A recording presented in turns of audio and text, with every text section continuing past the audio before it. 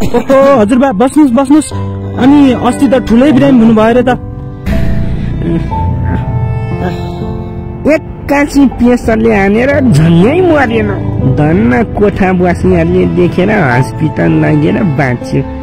म पापी यति सजिलै के मर्थ्यो होला र। कति दुःख झेल्नु छ। के दुःख होला र हजुरबा तपाईलाई? उहाँ विदेशबाट छोराबारीले डलर कमाएर पठाएकै छन्। डलर पठाएर डलर खानी होइन रहेछ बाबु। यो उमेरमा साथ भरोसा माया चाहिँदो रहेछ। अनि यहाँ एक्लै के बसिरहनु भएको त? हजुरआमा पनि उतै विदेशमै हुनुहुन्छ, विदेशै जानुस् न। जान्न बाबु जान्न।